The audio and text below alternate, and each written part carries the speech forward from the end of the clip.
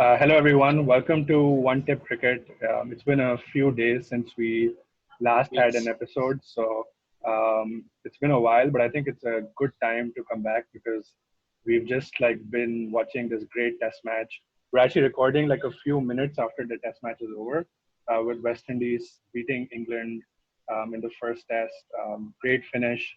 Um, I think all of us kind of have sympathies with the West Indies, except for our friend Jose, who I think if you guys remember, we had like an episode a few weeks back about who we thought like the best test team in the world was, and Jose mentioned England. And after England's like clashing today, I think it's best we start with what Jose's reflections are about this game, and then we'll open it up to like the rest of the squad to discuss like what they thought of the game. So, Uzair, you take it away. देखिए ये जो match था जरा सट्टा लगाया कि नहीं. I mean, look, it was a great. It was first up, like, look, it was great watching cricket after such a long time, and even though it was empty grounds and everything really starting with Michael Holding's comments around what's going on in the world and his coverage, and then the match itself was fantastic. And I will say, yes, I picked England, and clearly they've started off to a bad start at home summer, and we'll see how it progresses. But I think my sympathies also lie with the West Indies. They're a team that is coming a long way and has gone through a lot. So Jason Holder and his team have done excellently well. And I think for me, one of the highlights was that after a long time, I've been excited, myself as a bowler, excited to watch Test match bowling, both in terms of the way Jofra Archer, and then Shannon Gabriel bowled, but also then you had the flip side of fast bowling as well with Jason Holder and the likes of Jimmy Anderson bowling really well without express pace. And I think it was an overall great display of cricket. I think England are rusty. They missed a lot of chances today. I caught the tail end of the match and they were showing some of those missed chances, wicket off a no ball, drop catches, missed run outs. So I think clearly a lot to look forward to in the summer, because my fear now is that this England team will slowly stop getting rusty, and by the time they play Pakistan, they may actually be in form and their batting lineup, which is weak, may actually click. And Pakistan has a habit of doing that. But this was just a fantastic game of cricket to watch. So, and yes, I was wrong about picking England. So still early days, but we'll see how the summer goes.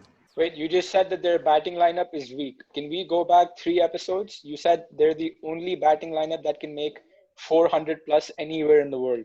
So which one is it? की लेनी है बस that is the point हाँ of the तो Is वो it तो weak? जो root भी तो नहीं था ना भाई, जो रूट भी तो नहीं था उनका. अच्छा तो क्या 400 में से 200 उसके हैं? ये इतना बता दो. 150 तो बना लेता है ना, लेकिन अभी रस्टी हैं बॉयज, देखते हैं आगे क्या थॉट होता है. उसकी एवरेज 55 के करीब है. समर के एंड तो पे फिर डेटा ये कंपेयर कर एक लेंगे बस कि किसकी बता कितनी दो कि एवरेज सीन है. क्या है ये. रस्टी वो है, दूसरी टीम भी तो कोई रस्टी है यार. देखो नहीं वो खेलते आ रहे हैं भाई. हाँ वो कोई कैसे वर्ल्ड आए टूर वाले भाई तो वेस्ट खेलते आ इंडीज रहे में. हैं. हाँ वहाँ वो कोविड का मार्च इतना से आ रहे मसला हैं. नहीं था. कोरोना नहीं है वहाँ. कैरेबियन पे बीच क्रिकेट खेल के आ रहे हैं वो. हाँ प्रैक्टिस करके आए boys. so my thoughts on this were, I mean, quite a few things. I think England didn't have a very good strategy going in. They knew day one was going to be overcast. They also know their batting is not the greatest. They won the toss. They decided to bat first. Um, Obviously got exposed to that. 200 runs, with on a relatively good track. Day two being completely, bright, sun's out, flat deck. Um, Day two and day three, actually, both of them being that way, didn't really help them. Day three helped England more because they were batting them. But I think that their strategy was off. Um, at the same time, their batting just keeps getting exposed after, every test match, especially at home. They just don't have that, ability to bat there. Crawley looked good. What was it? Sibley in the second innings looked decent. उसका तो मुझे कभी समझ ही नहीं आया, right? क्या नाम है इसका? What's their opener, the left-hander? Burns. उसकी तो टांगें ही नहीं समझ आती ना, वो कहाँ जा रही हैं हर वक्त. Like they're just all over the place. But I mean, he scored runs, and technique doesn't, as long as you're scoring runs, technique is not the end all. But overall, I I thought think Asad will disagree there with you. Technique तो जरूरी है. नहीं deflect नहीं करो उसने 400 की बात नहीं की थी सिर्फ तुमने की थी no, but I think the good thing that we saw was West Indies' ability to bowl quickly. Gabriel yep definitely looked quicker than what I remember seeing him before. Azari Joseph, as always, looks impressive, even though he didn't pick up any wickets in the first innings. His second innings spell, last hour of fourth day was just phenomenal. Um, and I still think this guy, Jason Holder, um, is way better than he's recognized. I think he personally doesn't understand how good he is, and that's what's holding him back from being the best all rounder in the world, in my opinion, right now. He is the number one test all rounder. So I don't think it's a case of him be like not knowing or anything. He is like the best test all rounder in the I think world. I think he's still undervalued in my opinion. I mean, I think people like Stokes. I mean, Stokes is fantastic. Don't get me wrong, he is fantastic. I think Jason Holder should, in my opinion, be opening the bowling along with Gabriel instead of Roach. Roach should be, the first change. Um, but that's besides the point. I think he's a better back than where he comes as well. Um, but yeah, and I mean, better most important thing is he's a fantastic captain. He stuck around with the team where we've seen historically players have come, gained a name, left Test cricket, had issues with their board, gone to the IPL, focused on limited overs cricket. He has stuck around, played with no names, continuously given results, and now he has a team that does well. Any other players that stood out for you guys or caught like the eye? On Rana, Asad. Yeah, so for me, I mean, a lot happened this test, right? For me, I've just been, it's been fascinating because there's just so many different things I want to talk about.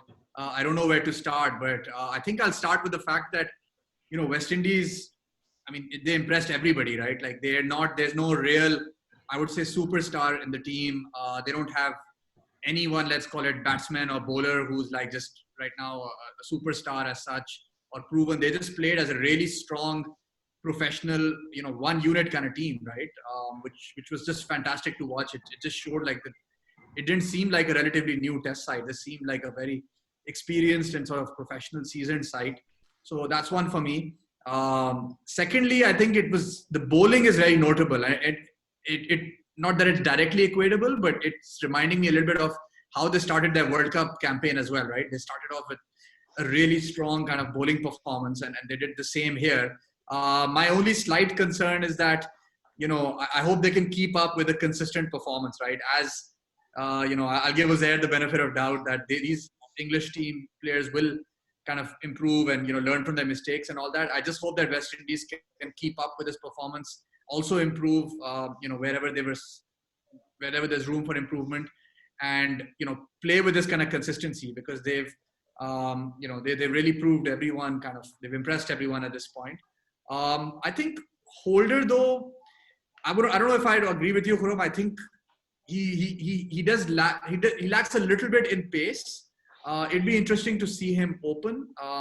He moved the ball around amazing. Gave me some flashbacks of a slightly slower Asif, who he got a lot of good movement off the pitch, and he created all sorts of trouble for the batsmen. So that was just phenomenal to watch. Coming to England, I think the root factor is big. I just think having that kind of player, having that kind of experience, and this calming factor that he brings, I personally think that was the difference in this test match, where you can argue if his average is 50 or he'd come back and score more runs, etc. But I think he was a big factor. It'd be interesting to see how he comes back second innings.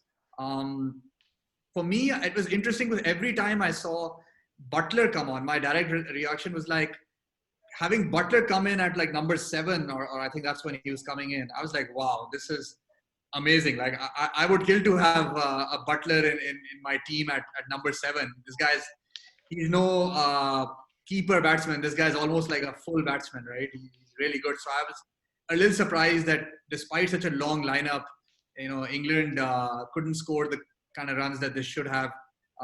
You can argue that some of the players are inexperienced and they're relatively new. But that's something that surprised me a little bit. What also I think is worth mentioning is the coaching factor. I think, Simmons being the West Indies coach, and over time he's just done really well. I think that also probably, has a role to play. So much happened, so much excitement, and I think this has really set up the series like really, really well. What about the lack of, or dropping of Stuart Broad, right? Like that was a big topic of discussion before the game. I do feel there was that, that experience in the bowling line. It's like, look, Archer, Wood, Anderson. I thought Archer bowled really well, but does anyone feel like Broad was missed here? I thought he was definitely missed. Yeah, I think he was definitely missed. I was baffled that they left Broad out. Like the kind of guy he is, the kind of experience. There had to be something in this kind of, call it off season, that they saw. Otherwise, it's really hard to understand why you would leave a player like, or a bowler like Broad out. I think they kind of underestimated the West Indies. I think they thought that they want to kind of build the bowling attack for the future. They think Wood and Archer are like clearly, bowlers who will have like a longer future than Broad, and they thought like this test match was like a good idea to kind of blood them in. But I don't think it backfired spectacularly. I mean, obviously they lost, so everything that they did wrong is going to sound like it's a big decision. But I think they needed like Broad's experience. I thought.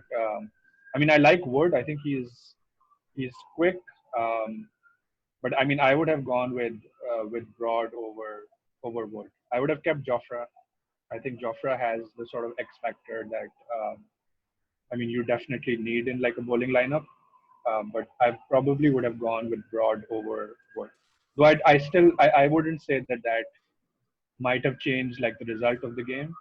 But yeah, I think I can see them bringing him in like the next test match. I do think that they lost in batting. But anyway, going to Ani, what are your thoughts? I was going to go to our resident fast bowler here. Ahmad.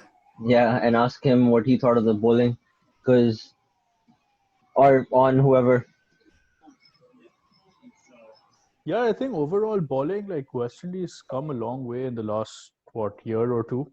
I think their bowling has been pretty steady with Gabriel, Roach, Joseph. He's new, but he was also one of the star performers, if you remember, when they won the Under-19 World Cup not so long ago. So the guy's obviously got talent, and they've kept up with him. They've developed him. They've been patient with him. So I don't think the bowling really came as a surprise. Gabriel, I don't know if you remember. He tore us apart as well. In UAE. Yeah, in UAE. Sorry, my first glimpse of this guy, what's his name? The new kid. Joseph, yeah. Alzarri Joseph was in UAE, where he was just steaming in bowling back of a length in UAE pitches, just hitting the deck hard. He's impressive then, he's impressive now. Yeah. And I think he bowls better in drier conditions. I think he gets the ball to reverse a bit. He's a solid bowler, in my opinion. They found a good one in him. So yeah, they definitely have that X factor. I think they've got a pretty solid line. And then Holder is obviously a different kind of bowler to the other three altogether, but he's more than pulling his weight. So I don't know if you like Holder, if you've seen closely, the guy probably has one of the best seam positions in out of the entire lineup right now. And I think that's the angles he was using throughout this game, the angles he used coming wide of the crease, pushing the ball in and moving it, it was just phenomenal.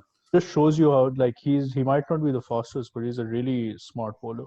So what's interesting about Holder is I've always wondered why he doesn't get that extra yard of pace, given how tall that guy is. and how well he's built. And if you look at his action, his front knee collapses at the point of impact, and I mean that's fine. But despite all of that, he gets that extra 1 or 2 inches of jump from the pitch, especially in the Caribbean conditions. He gets that ball to seam off the surface. Again, excellent seam position. Just fantastic all-rounder, in my opinion.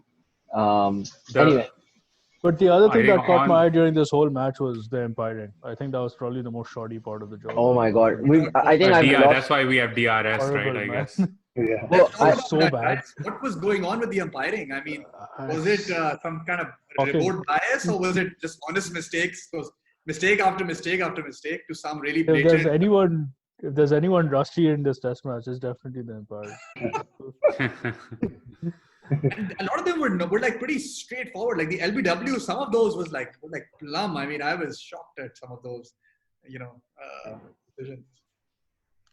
What based on like this game, what do you guys think there are any like lessons for Pakistan or anything like we should be thinking about, or anything Yeah, we so can pick up on? we haven't touched upon the players. So one player I would flag here is, and I think it goes to your point, Umair, in terms of what Pakistan should watch out for, is Jermaine Blackwood, right? When you're 3 down on a chase and to play and make 95 the way he did in the pressure that he's been in, because I haven't followed him much, but I was listening to the commentary about how he had to prove a point, and his dismissal in the first inning raised questions about whether he had learned his lessons or not.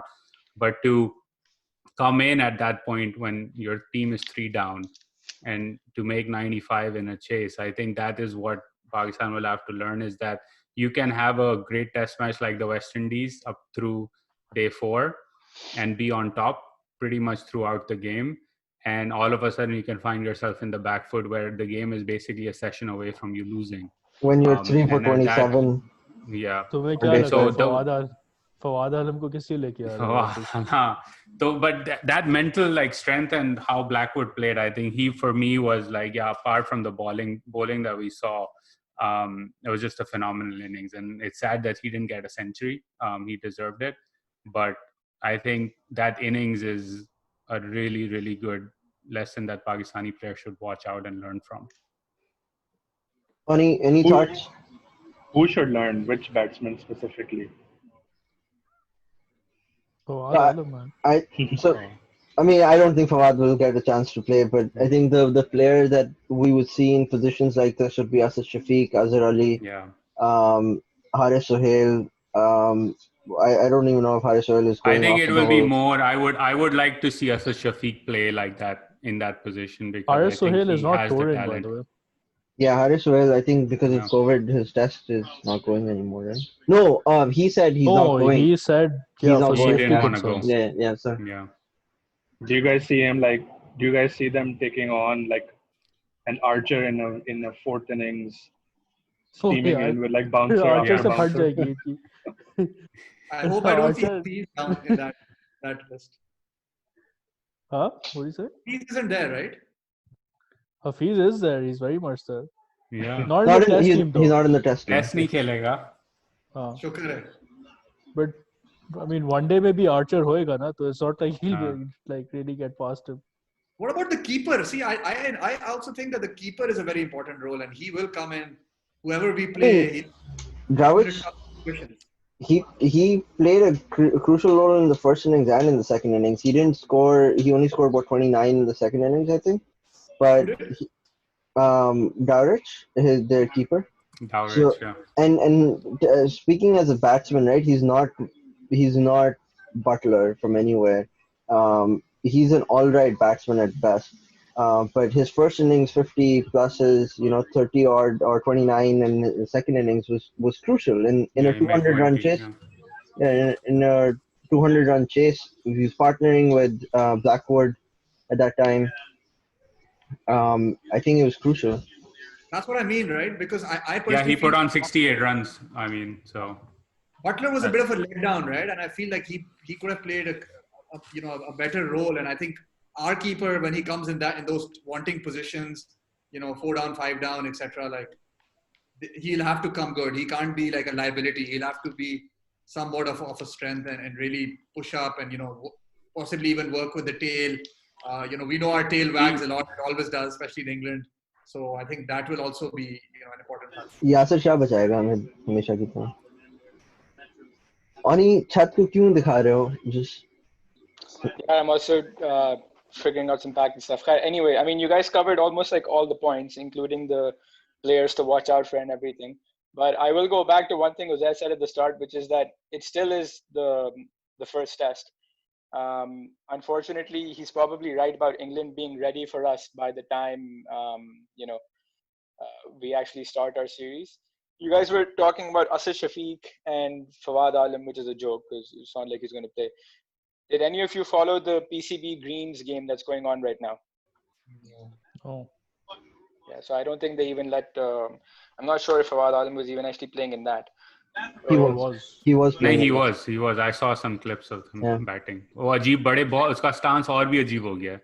No, that's been his stance for the last 4 or 5 years now. We just haven't seen it in international cricket. I guess so. Maybe I don't know. I don't know how you're watching Pakistan first class right now, but देखते हैं. Abhi, the thing, and then Asad said that they've kind of like reminding him of their World Cup form. They being the West Indies, that actually might just end up holding true.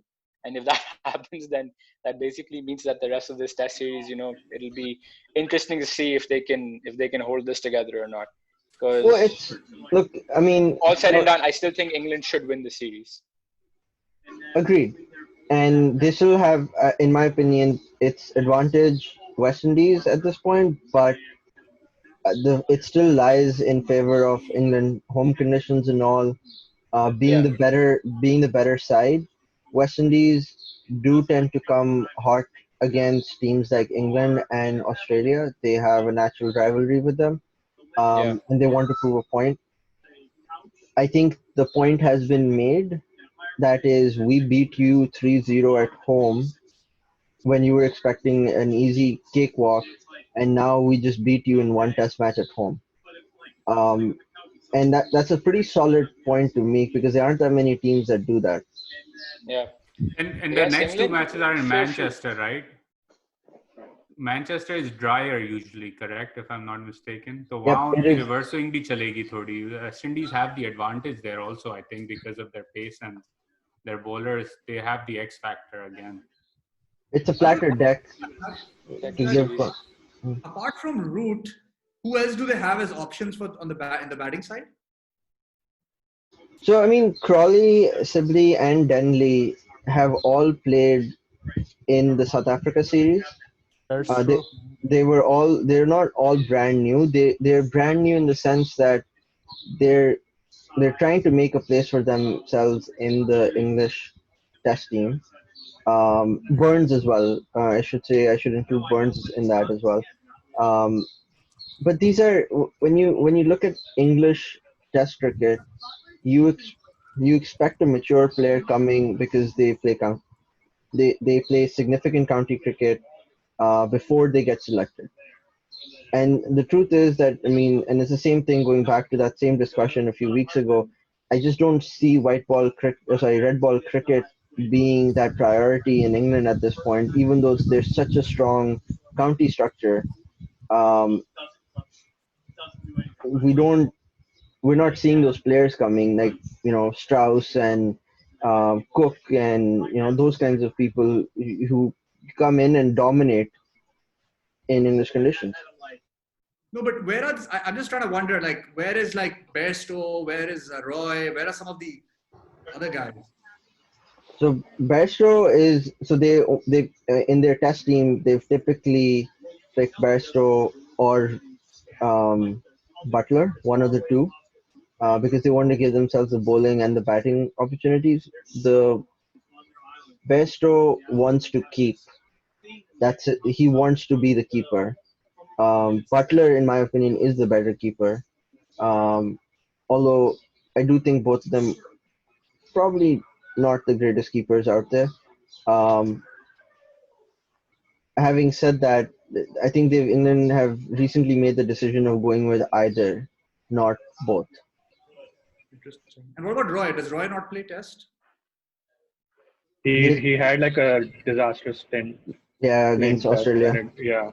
it didn't work. I mean, as Kulam said, like they've just clearly prioritized their ODI team over the last 5 years, and you're seeing like the result of that. You don't have your best talents are their white ball cricketers. Like the red ball guys are very new, and I mean I've always maintained like the English Test, like it's very hard to. I mean, it's very hard in modern day cricket to have like good teams for like all different formats. Like you have to like prioritize like one format over the others. And England kind of went the way of prioritizing the ODI and the T20 teams over the Test team, and I think they're kind of seeing the results of that. I think the one area that they had done a decent job of maintaining, that different structure was their bowling. Like with Jimmy and Broad and with Stokes, along with, I would say, on the batting front, Root and Cook, they had a solid Test team, and they really need to find another Cook, in my opinion. Uh, वापस आ जाएगा. He's ready to come back apparently. He's going to be better than fucking Burns. One topic we haven't talked about much, though, because it was not a factor in this test, but maybe it will be going forward, is the spin department. Like, I want to hear all your thoughts, but I particularly wasn't impressed on either team side or the spin department too much. What was their spinner's name? Lee or something? Or sorry, Best. Best. Yeah, sorry. So I mean, he had a look. The thing about bowling spin in English conditions, especially if you're an off spinner, is you need to be technically correct, right? Like it's all about the drift that you generate. You're not going to necessarily get that purchase off the pitch like you do in the subcontinent. You're not going to get the ball to jump and come into you, and your back pad is going to come into play. It's the drift and the first slip that make a difference. I thought Chase bowled well. Um, he bowled a tight line. He bowled on middle and forced them to play often. I think Bess probably should have done better. He did in his defense, he did generate some chances that were put down. But when it comes to bowling spin, I think spin will come into play more in the next Test match at Old Trafford, because that's going to be a drier surface. Yeah. But And they have other options, right? They have Adil Rashid, they've got Moeen Ali, who's done really well. They've got Leach, who I was pretty impressed with, the left armer. Like, I don't know if this guy is the best option. I'm not sure. So I think it's interesting. They do have a lot of options. Leach though has become a legend there. I don't know how they dropped him. Yeah. Because of that one run that he took last summer. No, but not the batting. Even his bowling, I thought he was really tight and really useful. That left arm variation. I don't know. I think they missed a trick in the spin department, but it's too early to call that. I think this Test match was going to be about fast bowlers. I think the next Test match will probably have more of a presence from the spin department. But yeah, I think they were all right. They were always going to be fillers, in my opinion, in this Test match. What do you think, being the spinner? Yeah, अल्लाह का शुक्र है कि मेरे level के spinners नहीं हैं इन teams में. But look, I mean, historically, look, England have still had like a few decent spinners in like more than decent actually. I take that back. In the last few years, so they still have like Rashid to fall back upon. But West Indies have never been a team about spinners. Like they're not only just like they're not. It's not just that they have this tendency to fall back on their fast bowlers. They also have really physical fast bowlers, which I think you guys have seen them do like time and time again.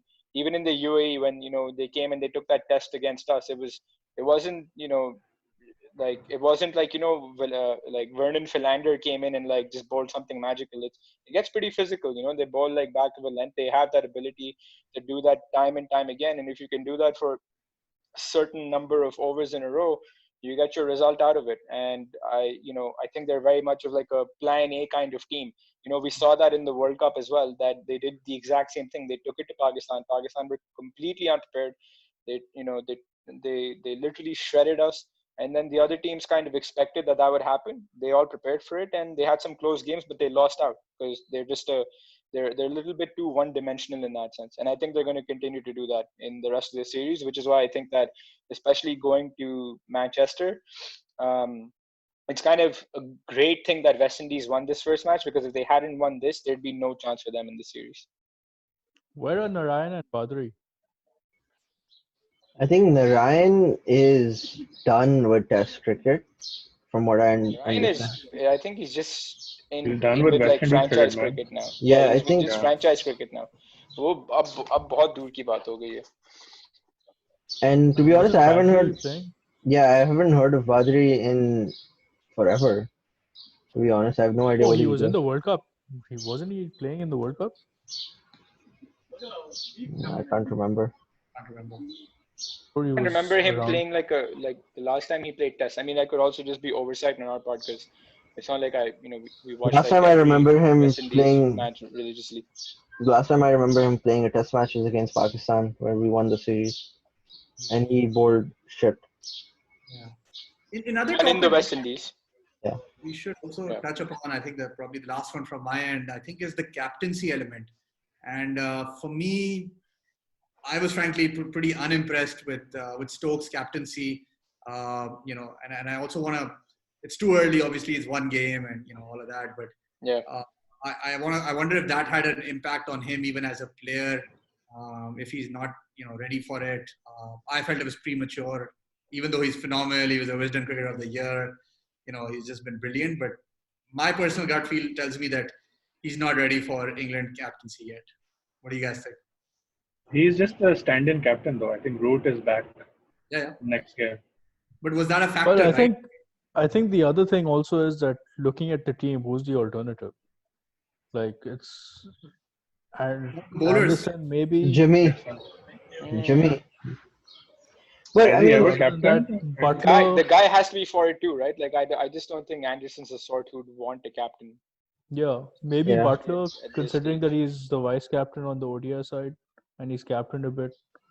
But other than that, you don't really see any alternatives. I mean, to be honest, Root that's- is not a great captain either, right? Yeah. Like, Yeah, I agree. But in terms of what Asid's question, I think was more upon like how does it impact him as a player? I think it's kind of obvious He that definitely does. every player gets impacted. I mean, you can take someone like even as consistent as Tendulkar. When he became captain, even his numbers, took a bit of a hit. So there's no question captaincy brings its own burden, but I think it's more about like how do you as a captain bring out the best of the rest of your squad. And it's too new, right? It's his first game captaining. Root isn't there. I'm not sure how the whole unit felt about the fact that they weren't starting off with Stuart Broad this time.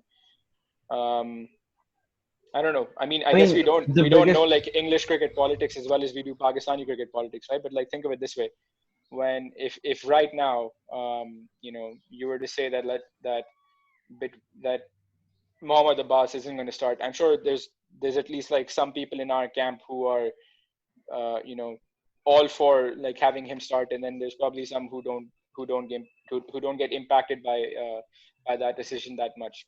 So I don't know how that impacts the rest of their team, but I think he's going to be back. And then having the experience of like Anderson and Broad together might also make Stokes' decision making as a captain a little bit easier, because that experience is something that he was missing as a first-time captain, of like having a default pair at least that you can fall upon.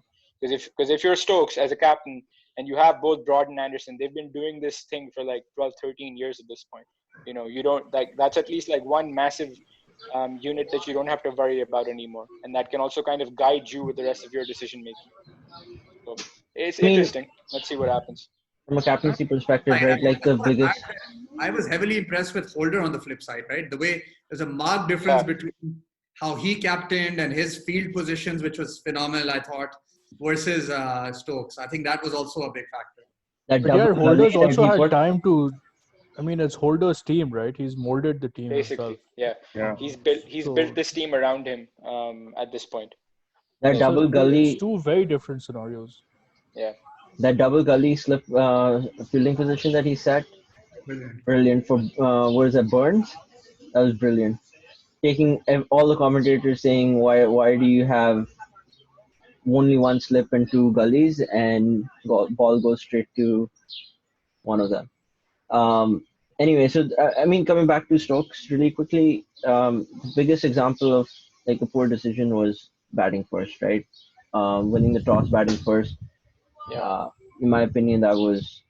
I mean, he still backs that decision up, and hindsight is 2020. But at the same time, knowing what your batting condition, knowing your batting team, should help you make some of those decisions, and knowing that your fast bowling unit is fairly good, given Anderson, given Archer, given Wood, given yourself, Stokes himself. I would back up the bowling over the batting in any day. And also keeping in mind West Indies' fast bowling unit, like they're not to be taken lightly. They're probably the most physical unit in the world right now.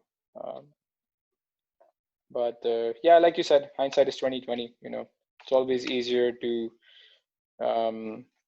do like this kind of analysis on a decision once it's gone wrong. Yeah. But yeah, you would say that Test cricket probably being the format where the toss is the most important.